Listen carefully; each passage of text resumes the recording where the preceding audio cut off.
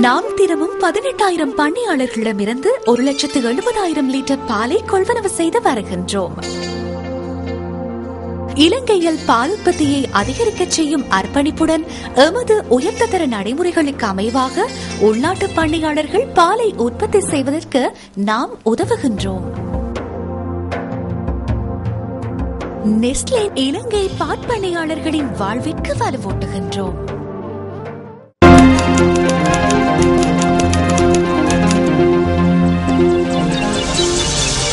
வணக்கம். வணக்கம். நீங்கள் இணைந்து கொள்வது இலங்கையின் முதற்தர செய்தி வழங்குனர் நியூஸ் ஃபர்ஸ்ட் பிரதான செய்திகளோடு உங்களுடன் இணைந்து கொள்வோர் சந்திரிகா ஆறுமுகம், ஜெஃப்ரி ஜெபதர்ஷன். இன்றைய விரிவான செய்திகளுக்கு செல்லும் முன்னர் முதலில் தலைப்புச் செய்திகள்.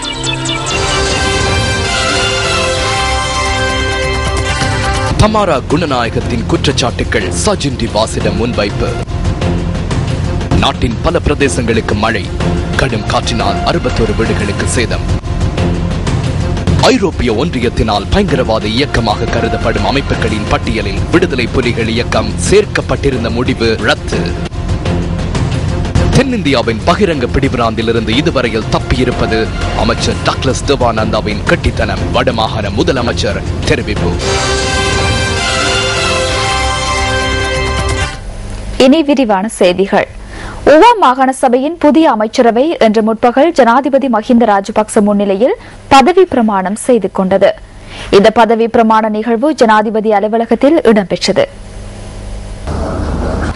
ஊவா மாகாண முதலமைச்சர் சசேந்திர ராஜபக்ச நிதி, திட்டமிடல், சட்டம் ஒழுங்கு, கல்வி, மாகாண நிர்வாகம், காணி, கலாசாரம் மற்றும் சமூக நல்லிணக்க அமைச்சராக பதவி பிரமாணம் செய்து கொண்டார். மாகாண விவசாயம், நீர்ப்பாசனம், கால்நடை உற்பத்தி, நன்னீர் மீன்பிடி, போக்குவரத்து மற்றும் சுற்றுலா விவகார அமைச்சராக அனுர ரவீந்திர வித்தானகமகே நியமிக்கப்பட்டுள்ளார். ஊவா மாகாண சுகாதாரம், உள்நாட்டு வைத்தியம், நன்னடத்தை மற்றும் சிறுவர் பாதுகாப்பு, மகளிர் விவகார அமைச்சராக குமாரசிறி ரத்நாயக்க பதவி பிரமாணம் செய்து கொண்டார். ஊவா மாகாணத்தின் வீதி அபிவிருத்தி, வீடமைப்பு, நீர்வளங்கள் மற்றும் தோட்ட உட்கட்டமைப்பு அபிவிருத்தி அமைச்சராக செந்தில் தொண்டமான் பதவி பிரமாணம் செய்து கொண்டார்.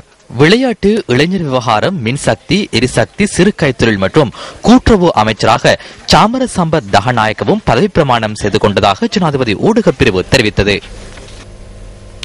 யாழ் தொண்டமானாறு பகுதியில் வடமாகாண நீரியல் ஆய்வு மையத்தின் திறப்பு விழா நேற்று இடம்பெற்றது.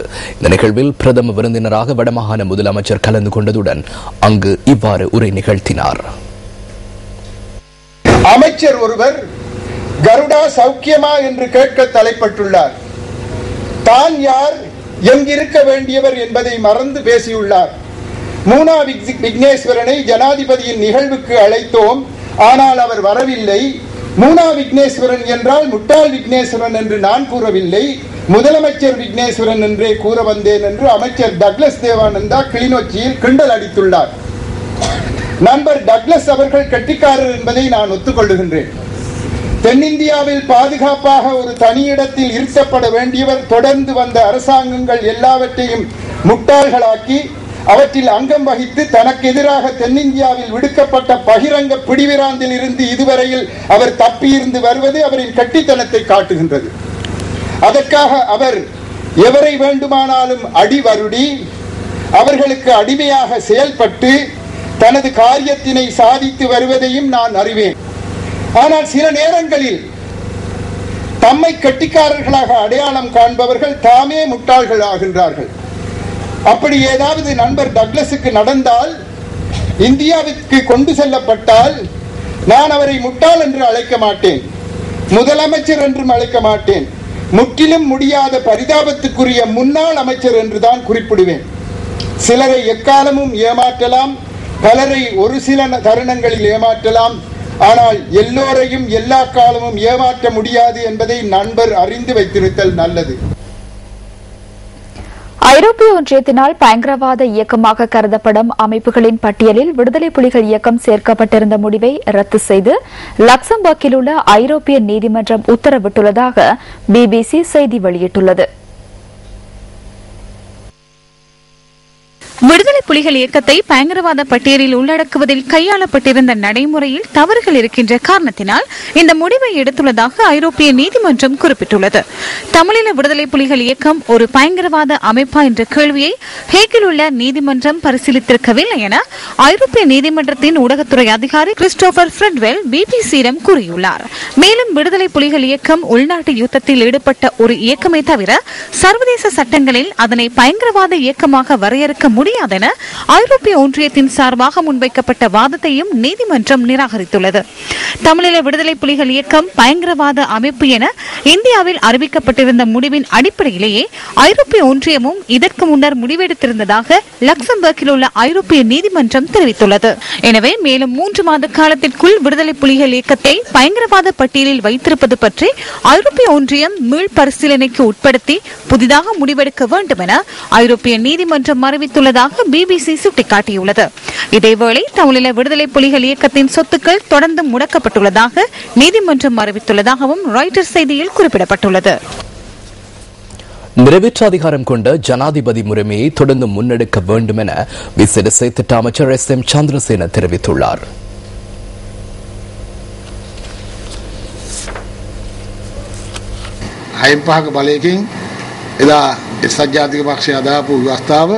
ஆறில் 5 அதிகாரத்துடன் ஐக்கிய தேசிய கட்சி அரசியல் அமைப்பை தயாரித்த பொழுது அன்றிருந்த பல அமைச்சர்கள் இன்று பாராளுமன்றத்தில் உள்ளனர்.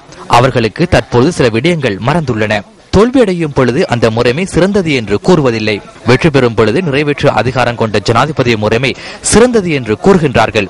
நிறைவேற்று அதிகாரம் கொண்ட ஜனாதிபதி முறைமைக்கு நாமும் ஒரு காலத்தில் எதிர்ப்பு தெரிவித்தோம். நிறைவேற்று அதிகாரம் கொண்ட ஜனாதிபதி முறைமை இல்லாதிருந்தால் ஒருபோதும் பிரபாகரனை அழித்திருக்க முடியாது, பயங்கரவாதத்தையும் இல்லாதொழிக்க முடியாது போயிருக்கும்.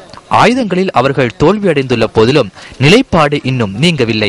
எனவே தொடர்ந்தும் நிறைவேற்று அதிகாரம் கொண்ட ஜனாதிபதி முறைமை இருக்க வேண்டும் என்றே நாம் கூறுகின்றோம். ஜனநாயகம் சரியான முறையில் நிலைநாட்டப்படும் வரையில் அல்லது பிரிவினைவாதம் LTTE வாதம் நிறைவடையும் வரை இது இருக்க வேண்டும். நிறைவேற்று அதிகாரத்தினால் எமது நாட்டுக்கு பாதிப்பு ஏற்படவில்லை. நான் ஒரு சாதாரண நபர் என்ற வகையில் நாராயண்பிட்டியாவில் உள்ள பொது வர்த்தக சந்தைக்கு பொருட்களை கொள்வனவு செய்வதற்காக செல்வேன். அந்த வேளையில் என்னுடைய ஒரு சிறந்த நண்பர் என்னை தட்டி பேசினார். சார், நீங்களே இந்த பிரச்சனைக்கு பொறுப்பு கூற வேண்டும் என கூறினார். இல்லை, இந்த பிரச்சனையை நானே முன்வைத்ததாக நான் கூறினேன். எனக்கு அன்று அதிகாரம் இருந்த காலத்தில் அதனை செய்ததாக அவர் கூறினார். அவ்வேளையில் நான் வெட்கமடைந்தேன். அரசியலமைப்பின் 18வது திருத்தத்திலிருந்து 31 கீழ் 2 என்ற சரத்து நீக்கப்பட்டுள்ளது. அவருடைய சட்ட ஆலோசகர்கள் இதனை அறிந்திருக்கவில்லை. முன்னர் ரஷ்யாவில் இருந்ததை போன்று 2 தடவைகள் இருந்தால் மீண்டும் வாய்ப்பினை பெற்றுக்கொள்ள முடியும் என அவர் நினைத்தார். அந்த 2வது தடவை முடிவதற்கு முன்னரே 18வது அரசியலமைப்பு திருத்தம் கொண்டு வரப்பட்டது. அவருடைய புத்தியை பாருங்கள். ஆனால் அவர் இதனை நன்கு அறிந்திருக்கவில்லை. அதற்கு பின்னரே அரசியலமைப்பு புதிதாக அச்சிடப்பட்டது. உண்மையில் அதில் வாய்ப்பில்லை. எனினும் எவருக்கும் இது தெரியாது. என்னிடம் இது குறித்த அனைத்து புத்தகங்களும் உள்ளமையால் நான் அறிந்திருந்தேன். சட்டம் தொடர்பிலான பொருட்கோடல் தற்போது எம்மிடம் உள்ளது. ஏதாவது ஒரு சட்டம் நடைமுறையில் இருக்கின்ற வேளையில் திருத்தம் ஒன்றினால் அது நீக்கப்பட்டாலும் அந்த திருத்தம் எதிர்காலத்திலேயே நடைமுறைப்படுத்தப்படும். எனவே அந்த வேளையில் அவர்களுக்கு புரியவில்லை. தற்போது குழப்பமடைந்துள்ளனர்.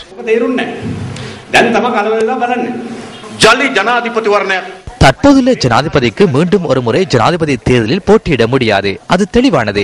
யாருக்கு இந்த தேவை தற்பொழுது ஏற்பட்டுள்ளது? ஜனாதிபதி தேர்தல் ஒன்றை விரைவில் நடாத்த வேண்டும் என்பதில் ஸ்ரீலங்கா சுதந்திர கட்சியின் அதிகமானோருக்கு விருப்பமில்லை. அதே போன்று இந்த அரசாங்கத்துக்கு ஆதரவு தெரிவிக்கும் அத்துரலிய ரத்னத்திரன் கட்சி நேற்று முன்வைத்த அரசியலமைப்பு திருத்த யோசனையும் முக்கியமானது. அதில் இந்த விடயங்கள் தெளிவாக குறிப்பிடப்பட்டுள்ளன. தேர்தல் நடாத்துவது முக்கியமானது அல்ல என்பதே அவரின் நிலைப்பாடு. நாட்டு மக்களின் ஜனநாயக உரிமைகளை பாதுகாக்கும் நோக்கில் செயற்படும் அனைவரும் நிறைவேற்று அதிகார ஜனாதிபதி முறைமையை தோற்கடிக்க வேண்டும் என்று கூறுகின்றனர். அரசியலமைப்புக்கு முரணாக நாட்டின் தலைமைத்துவத்தை எடுக்க முற்படுவது தவறான விடயமல்லவா?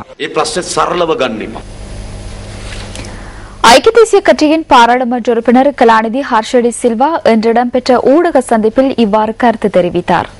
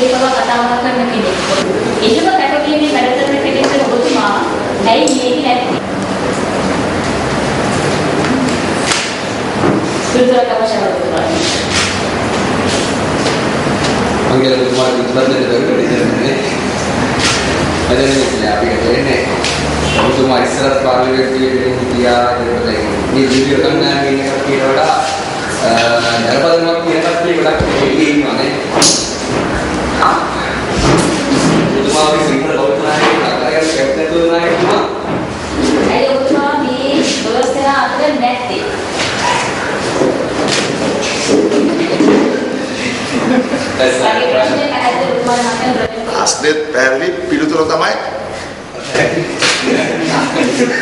උතිය වලට මහත්තයා දෙකට සුජිය සෙන්සුන් මහත්තයා මේක කරනවා කරනත් ඒක ඇතුලේ කෙනෙක් එළිය ඉන්නවා ඒ කියන්නේ මේගොල්ලන්වත් ඒක ඇතුලට කරගත්තා නම් මේකට ගහන්නේ කරන්නේ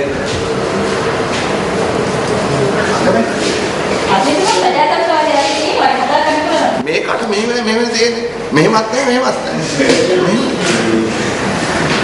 ඒක පුතුමාගේ සිංහල බෞද්ධ නායකයෙක් ලං කරගත්තොත් නායකත්වයේ ප්‍රශ්නයක් වෙයි කියලා ඉවත් වෙනවා.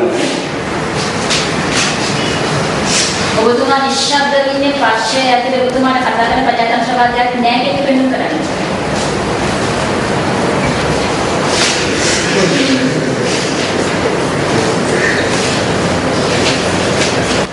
Next question please. මේක තමයි උත්තරේ. තුමාවගේ කෙනෙක් මේ හැම දෙයකටම මුලපුරලා විවිධ පාර්ලිමේන්තු කතා කරන තුමාවගේ කෙනෙක් හොඳ ජනපදයක් කියන උත්තරයක් වඩා අලුත් මූණ ඉන්නවනේ මේකේ කවුද? ඒක තුමාලට මේ අන්තිසියක් දැනෙන්නේ නැහැ. තව ප්‍රශ්න තියෙනවා. ඒකට උත්තර දෙන්න. ஐக்கிய தேசிய கட்சியை வெற்றிக்காக நெறிப்படுத்துகையில் சிங்கள பௌத்த வாக்குகள் தொடர்பாக கூடிய கவனம் செலுத்தப்பட வேண்டும் என அந்த கட்சியின் முன்னாள் பொதுச் செயலாளர் பி சிறிசேன குரேஷ் சுட்டிக்காட்டியுள்ளார். அதேபோன்று கட்சியை வெற்றி பாதையில் நெறிப்படுத்துவதற்காக உள்ளக குழுக்களை அமைக்கும் போது அவற்றிற்கு மக்கள் செல்வாக்கு உள்ள திறமையான உறுப்பினர்களை உள்ளடக்கப்பட வேண்டும் என்றும் அவர் தெரிவித்துள்ளார். அவ்வாறான மக்கள் ஆதரவற்ற திறமையற்ற உறுப்பினர்கள் உள்ளடக்கப்பட்ட குழுக்களினால் வெற்றியை எவ்வாறு பெற்றுக்கொள்ள முடியும் என முன்னாள் பொதுச் செயலாளர் சிறிசேன குரே கேள்வி எழுப்பியுள்ளார். இது தொடர்பான மேலதிக விவரங்களை இரவு 10:45 இடம்பெறும் நியூஸ் ஃபர்ஸ்ட் டுநைட்டில் எதிர்பாருங்கள். சிராபம் பகுதியில் உள்ள பாதிரியார் ஒருவரால் 2 சிறுமிகள் பாலியல் துஷ்பிரயோகத்துக்கு உட்படுத்தப்பட்டதாக போலீசாரிடம் முறைப்பாடு செய்யப்பட்டுள்ளது. சந்தேக நபரை கைது செய்ய போலீசார் நடவடிக்கைகளை மேற்கொண்டிருந்த சந்தர்ப்பத்தில் அவர் நஞ்சருந்திய நிலையில் சிலாபம் வைத்தியசாலையின் அவசர சிகிச்சை பிரிவில் அனுமதிக்கப்பட்டுள்ளார். 19 மற்றும் 15 வயதான 2 சிறுமிகளை சந்தேக நபரால் பாலியல் துஷ்பிரயோகத்துக்கு உட்படுத்தப்பட்டு வந்துள்ளதாக போலீசார் கூறுகின்றனர். குறித்த சந்தேக நபர் சில வருடங்களுக்கு முன்பிருந்தே சிறுமிகளை பாலியல் துஷ்பிரயோகத்துக்கு உட்படுத்தி வந்துள்ளதாக போலீஸ் ஊடக பிரிவு குறிப்பிடுகின்றது. இதுகுறித்து சம்பந்தப்பட்ட சிறுமிகள் தத்தமது பெற்றோருக்கு தெரியப்படுத்தியதை அடுத்து பெற்றோர்களால் சிலாபம் போலீஸ் நிலையத்தில் முறைப்பாடு செய்யப்பட்டுள்ளது. இந்த துஷ்பிரயோக சம்பவங்கள் குறித்து சிலாபம் போலீசார் மேலதிக விசாரணைகளை மேற்கொண்டு வருகின்றனர். ஜெனீவாவில் உள்ள இலங்கைக்கான நிரந்தர வதிவிட பிரதிநிதியின் வாசஸ்தலத்தை புனர் நிர்மாணம் செய்கையில் இடம்பெற்றுள்ளதாக கூறப்படும் சர்ச்சை தொடர்பிலும் அந்த கொடுக்கல் வாங்கல் தொடர்பிலும் செய்யப்பட்ட கணக்காய்வு அறிக்கையை சஜின் டி வாஸ் குணவர்தனவிடம் வழங்கியுள்ளதாக ஜெனீவாவிற்கான இலங்கையின் முன்னாள் நிரந்தர வதிவிட பிரதிநிதி தமாரா குணநாயகம் நேற்று நியூஸ் ஃபர்ஸ்ட் நியூஸ்லைன் விசேட சபையின் போது தெரிவித்திருந்தார். வெளிவிவகார அமைச்சின் கண்காணிப்பு பாராளுமன்ற உறுப்பினர் சஜின் டி வாஸ் குணவர்தனவிடம் இந்த குற்றச்சாட்டு தொடர்பில் நாம் நேரடியாக வினவினோம். ஜெனீவாவில் உள்ள இலங்கைக்கான நிரந்தர வதிவிட பிரதிநிதியின் வாசஸ்தலத்தை புனர் நிர்மாணம் செய்வதற்கான ஒப்பந்தம் எல்டிடி நிறுவனம் ஒன்றிற்கு வழங்கப்பட்டதாக தமார குணநாயகம் நேற்று குற்றம் சுமத்தியிருந்தார். அதன் உரிமையாளர்கள் கூட சிறையில் அடைக்கப்பட்டிருந்ததாக அவர் கூறியிருந்தார். அது ஒரு கட்டட நிர்மாணத்துறை சார் நிறுவனம் அல்ல எனவும் அது ஒரு நிதி நிறுவனம் என்றும் தமாரா கூறியிருந்தார். இதன் உண்மைத்தன்மை என்ன? தமாரா குணநாயகம் உயர்ஸ்தானிகராக இருந்த காலத்தில் அவரது உத்தியோகபூர்வ இல்லத்தை புனரமைப்பதற்கு ஷெனுக்வா செனரத்னவின் கணவருக்கு ஒப்பந்தம் வழங்கியதாக தமாரா கூறியுள்ளார். அவ்வாறு செய்ய முடியாதல்லவா? உயர்ஸ்தானிகர் ஒருவரின் வாசஸ்தலத்தை புனரமைப்பதற்கான ஒப்பந்தத்தை வழங்கும் விடயம் அரசாங்கத்தின் கொள்கையின் படியே இடம்பெற வேண்டும். எல்டிடிஇ-உடன் யுத்தம் புரிந்த நாம் எதற்காக எல்டிடிஇ நிறுவனம் ஒன்றுக்கு ஒப்பந்தத்தை வழங்க வேண்டும்? இதனை மாத்திரமே என்னால் கூற முடியும். இதன்போது பல்வேறு குளறுபடிகள் இடம்பெற்றுள்ளதாக தமாரா குணநாயகம் தெரிவித்தார். இதுகுறித்து கணக்காய்வு அறிக்கை ஒன்றை ஜனாதிபதி கோரியிருந்ததாகவும் அந்த கணக்காய்வு அறிக்கை உங்களிடம் கையளிக்கப்பட்டதாகவும் தமாரா குணநாயகம் தெரிவித்திருந்தார். தமாராவின் குற்றச்சாட்டை நான் மறுக்கிறேன். என்னிடம் எந்தவித ஆவணங்களும் கையளிக்கப்படவில்லை. எனக்கு அது குறித்து எதுவும் தெரியாது. அது குறித்து நான் ஆராய்வதும் இல்லை. அது குறித்து செயற்படுவதற்கு தனியான பிரிவு ஒன்று உள்ளது. அவர்களே அதனை மேற்கொள்வார்கள். என்னிடம் எதுவும் ஒப்படைக்கப்படவில்லை. எனவே தெளிவான ஒரு விடயத்தை கூற வேண்டும். எனக்கு அது குறித்து எதுவும் தெரியாது. வெளிவார அமைச்சின் கண்காணிப்பு பாராளுமன்ற உறுப்பினர் சஜின் பாஸ் குணவர்தன இந்த குற்றச்சாட்டை நிராகரித்தாலும் தான் பொறுப்புடன் விடயங்களை முன்வைப்பதாக தமாரா குணநாயகம் நேற்று நியூஸ் லைனுக்கு தெரிவித்திருந்தார். அந்த ஆவணங்களை நான் பார்த்துள்ளேன். அதன் போதே எனக்கு விடயங்கள் தெளிவானது. வாசஸ்தலத்தை அமைப்பதற்கான ஒப்பந்தம் நிறுவனம் ஒன்றுக்கு வழங்கப்பட்டிருந்தது. அதே போன்று அதற்கான மதிப்பீடும் சரியான முறையில் மேற்கொள்ளப்பட்டிருக்கவில்லை. எனக்கு முன்னர் ஷனுகா செனவிரத்னவே அங்கு உயர்ஸ்தானிகராக இருந்திருந்தார். நான் இது தொடர்பில் வினவிய போது 2 விடயங்கள் வெளியாகின. இந்த ஒப்பந்தம் வழங்கப்பட்டிருந்த நிறுவனம் ஒரு நிதி நிறுவனமாகும். கட்டிட நிர்மாண நிறுவனமாக அது இருக்கவில்லை. அதே போன்று அது ஒரு ஜெனீவாவின் நிறுவனமும் அல்ல. அந்த நிறுவனத்தின் தலைமை உறுப்பினர்கள் LTTயினர் என எனக்கு அறிய கிடைத்தது. எனவே இது தொடர்பில் வினவிய போது எனக்கு 2 பிரச்சனைகள் ஏற்பட்டன. முதலாவது பாதுகாப்பு பிரச்சனையாகும். சில வேளை தகுதியான ராஜதந்திரிகள் நியமிக்கப்படுவதில்லை. அவ்வாறு நியமிக்கப்பட்டால் அவர்களை வெளியேற்றுவதற்கான திட்டங்கள் முன்னெடுக்கப்படுகின்றது. இது குறித்து உங்களது கருத்து? நான் ஆடிட் தான் மிஷன்ல பிரச்சனைகளை பற்றி நான் கதை காட்டி ஆடிட் ஒன்று காட்டி அப்பாவே என்ன விட்டுருவாங்க. இப்போ நான் சொன்னா நான் ஹாலிடேக்கு போயிருக்கிறேன், நான் எந்த வேலையை பார்த்து கொண்டிருக்கிறேன், காசு பாக்கெட்டில் போட்டுக்கொண்டு நான் வேறு ப்ரைவேட் பார்ட்டிகளுக்கு போய் காக்டெயில் பார்ட்டிஸ் போயிருந்தா நடக்காது ஒன்று. ஆனால் இது நாங்கள் இந்த கையை போடுறாங்க வெளியில் காட்டுறோம் தான் என்ன நடக்குது. உண்மையான சின்ன ஒரு குரூப் ஒன்று இருக்கு. இப்போ இந்த நாட்டை எடுத்துட்டாங்க. நான் இருந்த பிரச்சனை நோலிஸ் மாதிரி தான். சஜின் பாசும் ஷனுகா செனவிரத்ன தான் எனக்கும் என்னோட பிரச்சனை நடந்தது. அவையில் விட்டாங்க. ஆனால் அதுதான் பார்த்தா நான் சொன்னேன், இது புதுசு இல்லை. The report was compiled and then submitted to உங்களிடம் கேட்கப்பட்ட அறிக்கையை தயாரித்து கொழும்பில் உள்ள உயர் அதிகாரி ஒருவருக்கு வழங்கியதாகவும் அது குறித்து எந்தவித நடவடிக்கையும் எடுக்கப்படவில்லை எனவும் நீங்கள் கூறினீர்கள். இதற்கு என்ன காரணம்? இது ஒரு பாரதூரமான பிரச்சனை அல்லவா? ஏன் இது குறித்து நடவடிக்கை எடுக்கப்படவில்லை? நீங்கள் இந்த கேள்வியை கேட்க வேண்டியது என்னிடம் அல்ல. தற்போது அறிக்கையை வைத்திருக்கும் நபரிடமே இதனை கேட்க வேண்டும். இந்த அறிக்கை தொடர்பில் நடவடிக்கை எடுப்பதற்கு நான் அறிந்த வகையில் அது சஜின் வாசிடம் வழங்கப்பட்டுள்ளது. எனவே இதனை சஜின் வாசிடம் கேட்க வேண்டும். இல்லாவிட்டால் தற்போதைய வெளிவிகார செயலாளர் ஷனுகா செனவிரத்னவிடம் கேட்க வேண்டும். தமாரா குணநாயகம் தெரிவித்த குற்றச்சாட்டுகள் தொடர்பில் இன்று இடம்பெற்ற அரசியல் கட்சிகளின் கூட்டங்களின் போதும் பல்வேறு அமைப்புகளின் ஊடக சந்திப்புகளின் போதும் கருத்துக்கள் தெரிவிக்கப்பட்டன. இலங்கையின் வெளிவிவகார அமைச்சை முழுமையாக ஒரு வெளி அமைப்பாகவே கருத வேண்டும். உள்நாட்டிற்கான ஒரு வெளிவிவகார அமைச்சாக அதனை கருத முடியாது. பிரிவினைவாதம் செயற்பட்ட 30 வருட கால பகுதியில் வெளிநாடுகளின் தேவைகளுக்காக செயற்பட்ட ஒரு அமைச்சாகவே வெளிவிவகார அமைச்சு காணப்படுகின்றது. டயஸ்போராவின் செயற்பாடுகள் வெளிவிவகார அமைச்சினால் நடைமுறைப்படுத்தப்படுகின்றன. யுத்தத்தின் போது வெளிவிவகார அமைச்சு எதனையும் செய்யவில்லை. லக்ஷ்மண் கதிர்காமர் இருக்கும் போதும் அமைச்சினால் அவருக்கு ஒத்துழைப்பு கிடைக்கவில்லை. அவர் அதனை தனிப்பட்ட முறையில் எமக்கு கூறியுள்ளார். எனவே இது போன்றதொரு வெளிவிவகார அமைச்சு இல்லாமல் இருப்பதே தேசத்திற்கு சிறந்ததாகும்.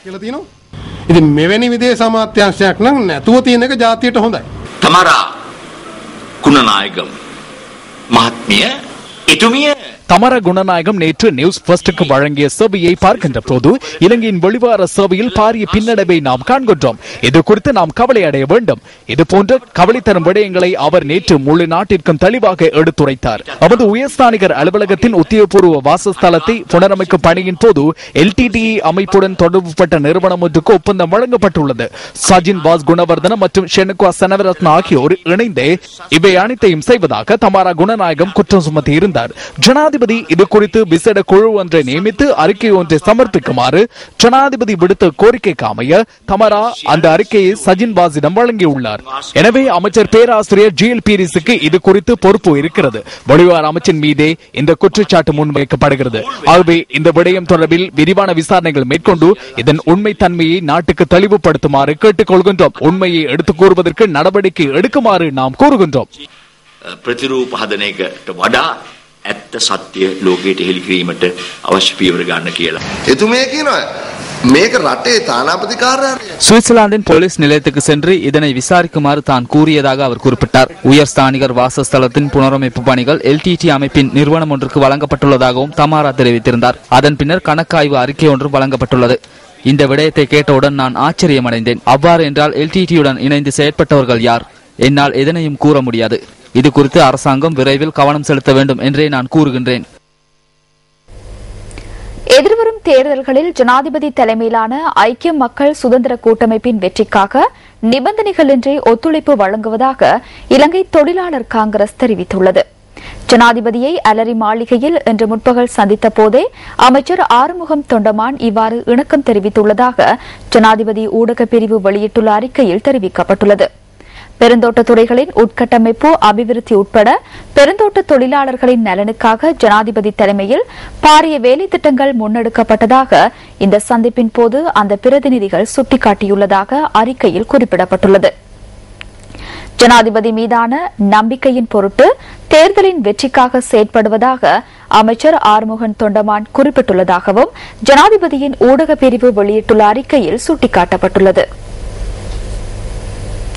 மட்டக்களப்பு நீதிமன்ற உத்தரவுக்கமைய சமுதாய சீர்திருத்த கட்டளை பிறப்பிக்கப்பட்ட நபர் ஒருவர் மரத்திலிருந்து கீழே வீழ்ந்து உயிரிழந்துள்ளார். இந்த நபரின் உயிரிழப்பு தொடர்பில் விசாரணைகள் ஆரம்பிக்கப்பட்டுள்ளதாக போலீசார் தெரிவித்துள்ளனர். பொது இடத்தில் மது அருந்திய குற்றச்சாட்டின் பேரில் 200 மணித்தியாளர் சமூக சீர்திருத்த கட்டளை பிறப்பிக்கப்பட்டிருந்த ஒருவரே இவ்வாறு உயிரிழந்துள்ளார். மட்டக்களப்பு நீதிமன்ற வளாகத்தில் உள்ள மரம் ஒன்றின் கிளைகளை வெட்டிக் கொண்டிருந்த சந்தர்ப்பத்தில் நேற்று மாலை 3:20 அளவில் குறித்த கைதி வழுக்கி விழுந்து படுகாயமடைந்துள்ளார். அதனை அடுத்து குறித்த கைதி மட்டக்களப்பு போதனா வைத்தியசாலையில் அனுமதிக்கப்பட்டதன் பின்னர் சிகிச்சை பலனின்றி உயிரிழந்துள்ளார். இந்த சம்பவம் தொடர்பில் கைதியின் மனைவியிடம் மட்டக்களப்பு போலீசார் வாக்குமூலம் ஒன்றை பெற்றுக் கொண்டதாக போலீஸ் ஊடக பிரிவு தெரிவித்தது. இதேவேளை உயிரிழந்த கைதியின் பிரேத பரிசோதனைகள் நிறைவடைந்ததன் பின்னர் சடலம் உறவினர்களிடம் கையளிக்கப்பட்டுள்ளது. எவ்வாறாயினும் தனது கணவனின் இறப்பில் சந்தேகம் நிலவுவதாக குறித்த பெண் தெரிவிக்கிறார். அதுல இருந்த நான் அந்த ஓலையில அந்த குப்பையில அந்த செய்யக்குள்ள விழுந்ததான் அதுல நான் இதை அடிபட்டேன் சொல்றாங்க. ஆனா அப்படின்றதுக்கு இல்லை. நான் நேற்று வந்துட்ட புருஷனை பார்த்த வேலையில அவருக்கு இதுல பல்லொண்டு விழுந்துட்டு பிறகு காதால 2 காலால மூக்கால வாயாலையில அப்படி ரத்தம் உயிர்க்கு சொல்லி வந்தது. அதை கேட்டதுக்கு அப்படித்தான் விழுந்தம்மா வேற ஒன்றும் இல்லைன்னு சொன்ன வேற ஒன்றும் சொல்றாங்க.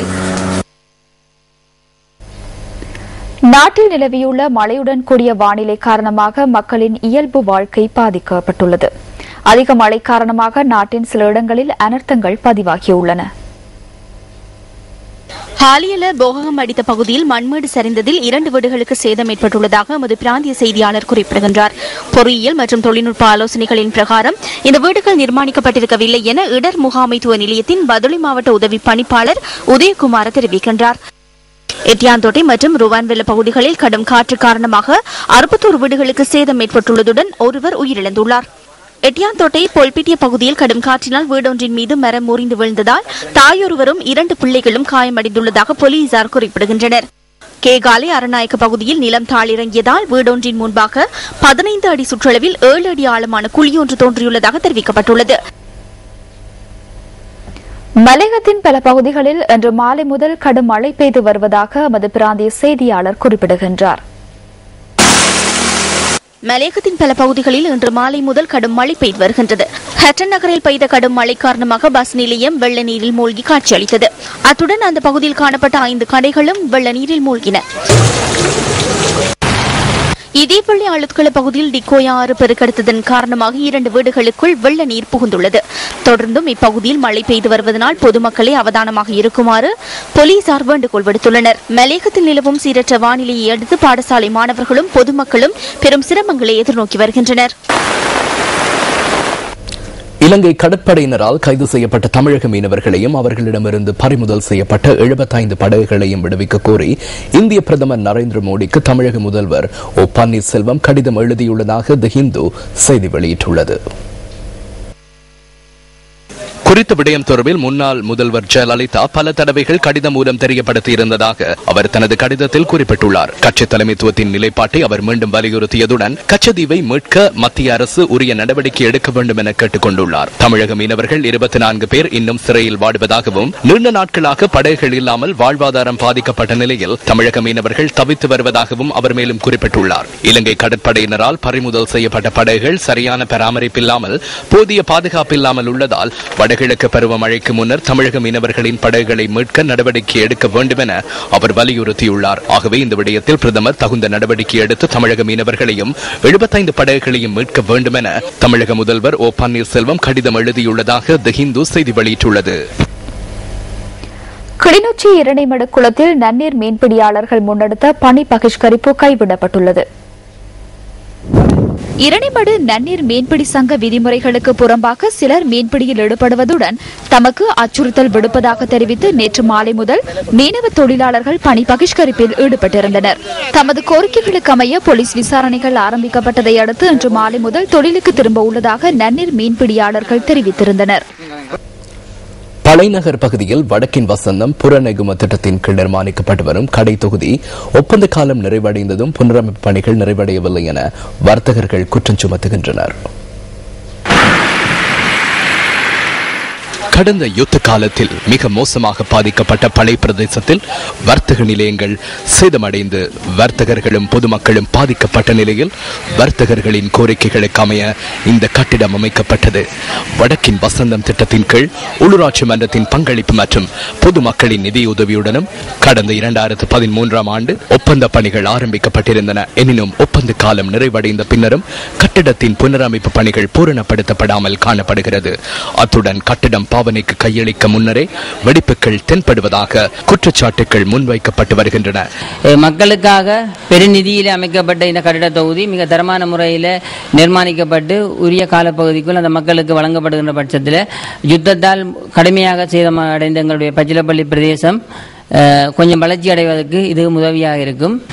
இந்த கடை பற்றாக்குறையாக இருக்கிறது. வேற வழியிட கடையை நாங்கள் வாடகை கெடுக்கிறா இருந்தால் மிகவும் கூடிய அட்வான்ஸை கொடுத்தோ அல்ல கூடிய மாத வாடகை கொடுத்து செய்ய எங்களால் போதாத வருமானம் குறைவாக இருக்கின்றது. இந்த கடை தொகுதியை வர்த்தகர்களுக்கு வழங்குவதற்கு இதுவரை எந்த ஒரு நடவடிக்கையும் முன்னெடுக்கப்படவில்லை என வர்த்தகர்கள் தெரிவிக்கின்றனர். அத்துடன் கடைகளை வழங்குகின்ற போது பழைய பிரதேசத்தைச் சேர்ந்த வர்த்தகர்களுக்கு முன்னுரிமை அடிப்படையிலேயே கடைகள் வழங்கப்பட வேண்டும் எனவும் அந்த பகுதி வர்த்தகர்களினால் கோரிக்கை விடுக்கப்பட்டுள்ளது. குறித்த பிரச்சினைக்கு சம்பந்தப்பட்ட அதிகாரிகள் தீர்வு பெற்று தருவார்களா? ஹப்புதலை வெளிமட பிரதான வீதியின் 3ஆம் கட்டை பகுதியில் 1 வருடத்துக்கு மேலாக வீதியோரங்களில் குப்பை கொட்டப்பட்டு வருவதாக குற்றம் சாட்டப்பட்டுள்ளது.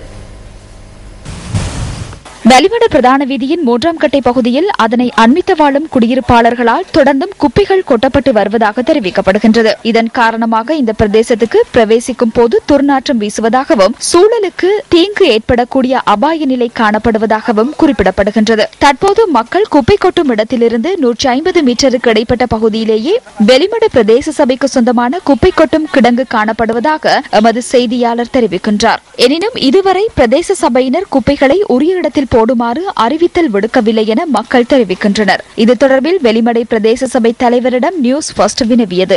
மக்கள் உரிய இடத்தில் குப்பைகளை கொட்டாது போனாலும் அவற்றை அகற்றும் நடவடிக்கை முன்னெடுக்கப்படுவதாகவும் அவர் நியூஸ் ஃபர்ஸ்டுக்கு தெரிவித்தார். மேலும் மக்களால் கொட்டப்படும் குப்பைகள் மழைக்காலங்களில் வெளியிடங்களில் சிதறுவதனால் இவ்வாறு அசுத்தமாக காணப்படுவதாகவும் அதனை உரிய முறையில் அகற்றுவதற்கு நடவடிக்கை எடுக்கப்பட்டு வருவதாகவும் அவர் கூறினார்.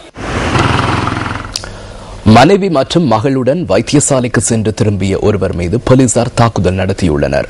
இந்த சம்பவம் கோட்டாவையில் இடம்பெற்றுள்ளது. ஹோமாகம தனியார் வைத்தியசாலையில் சிகிச்சை பெற்று திரும்புகையில் கடந்த 13ஆம் தேதி குறித்த நபர் இவ்வாறு தாக்கப்பட்டுள்ளார். முச்சக்கர வண்டியை நிறுத்தி காப்புறுதியை எடுக்குமாறு கூறினார்கள். இது திருத்துவதற்காக கொண்டு வரப்பட்ட முச்சக்கர வண்டி. காப்புறுதி உள்ளதா என்று தெரியவில்லை. அவசரத்துக்கு வைத்தியசாலைக்கு கொண்டு சென்றதாக நான் கூறினேன். கடுமையாக திட்டினார்கள். பின்னர் தேசிய அடையாள அட்டையை எடுத்துக்கொண்டார்கள். போலீஸ் நிலையத்துக்கு வருமாறு கூறினார்கள். முறையாக பேசுங்கள் என்று நான் கூறினேன். முச்சக்கர வண்டியை மீண்டும் இயக்குவதற்காக எனது குடும்பத்தினரை பின்னால் சென்று முச்சக்கர வண்டியை தள்ளுமாறு கூறினேன். அங்கிருந்த STF உத்தியோகஸ்தர் திடீரென என்னை தாக்கினார். பின்னர் நான் சுயநினைவின்றி கீழே விழுந்து விட்டேன். එක්කෙනෙක් කැල්ල මට ගහුවා. ගහපු පාර මම දන්නේ මොන වුණාද කියලා එහෙම වැටිලා. මට සිහිය නැහැ. சம்பவம் தொடர்பில் முறைப்பாடு செய்த போதிலும் கொட்டாவ போலீசார் முறைப்பாட்டை ஏற்கவில்லை என அவர்கள் நமக்கு தெரிவித்தனர். பொறுப்பதிகாரியின்மையால் முறைப்பாட்டை ஏற்க முடியாது என போலீசார் கூறினர். காலை 6 மணிக்கு வருமாறு கூறினார்கள். தனக்கு முடியாது வைத்தியசாலைக்கு கொண்டு செல்லுமாறு இவர் கத்தினார். அவர்கள் தயாராக இருக்கவில்லை. பொறுப்பதிகாரி வந்தவுடன் தான் உடனடியாக வைத்தியசாலைக்கு கொண்டு செல்லுமாறு கூறினார். மறுநாள் இவரிடம் வாக்குமூலம் பெற்றுக் கொண்டனர். முச்சக்கர வண்டி வேண்டுமாயின் முறைப்பாட்டை விலக்கிக் கொள்ளுமாறு கொட்டாவ போலீசார் கூறுவதாக தாக்குதலுக்குள்ளானவர் தெரிவித்துள்ளார். தாக்குதல் நடத்திய உத்தியோகத்தர்கள் தொடர்பில் ஒளிக்காற்று நடவடிக்கை எடுப்பதாக சம்பவம் தொடர்பில் நாம் வினவிய போது போலீஸ் ஊடக பேச்சாளர் கூறினார். கொழும்பு இந்து கல்லூரியின் முத்தமிழ் விழா 2014 நேற்று வெகு விமரிசையாக நடைபெற்றது. கொழும்பு இந்து கல்லூரியின் தமிழ் மன்றம் நடத்திய முத்தமிழ் விழா கல்லூரியின் அதிபர் ஐயம்பிள்ளை ராசரத்னத்தின் தலைமையில் இடம்பெற்றது. பாடசாலையின் அதிபர் ஐயம்பிள்ளை ராசரத்னம் கௌரவிக்கப்பட்டதுடன் தேசிய ரீதியில் வெற்றி பெற்ற பாடசாலை மாணவர்களும் இங்கு கௌரவிக்கப்பட்டனர். இந்த விழாவின் போது கர்நாடக இசை, நாடகம், பாடல் உள்ளிட்ட பல்வேறு கலை நிகழ்வுகள் இடம்பெற்றன.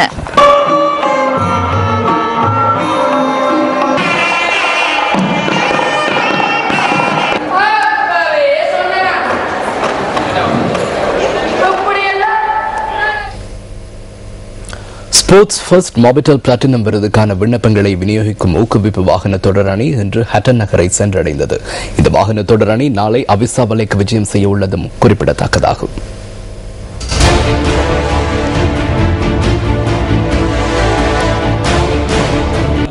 ஸ்போர்ட்ஸ் ஃபர்ஸ்ட் மொபிட்டல் பிளாட்டினம் விருதுக்கான ஊக்குவிப்பு வாகன தொடரணி யாழ்ப்பாணத்தில் பயணத்தை ஆரம்பித்ததுடன் இன்று ஹட்டன் நகரை சென்றடைந்தது. அம்பகமு வித்தியாலயத்தின் மெய்வல்லுநர் வீராங்கனையான யமானி துலஞ்சலிக்கு நினைவு பரிசு வழங்கப்பட்டது. எதிர்வரும் நாட்களில் இன்னும் பல இடங்களுக்கு இந்த வாகன தொடரணி பயணிக்க உள்ளதுடன் அதில் விருதுக்கான விண்ணப்பங்களை பெற்றுக்கொள்ள முடியும். ஜனரஞ்சக வீரரை பெயரிட்டு 1 லட்சம் ரூபாய் பெறுமதியான தலா 3 பரிசுகளை வெற்றி கொள்ளும் வாய்ப்பு ரசிகர்களுக்கு கிட்டியுள்ளது. விருது தொடர்பான தகவல்களை 0710420420 என்ற தொலைபேசி இலக்கத்தின் ஊடாக அறிந்து கொள்ள முடியும்.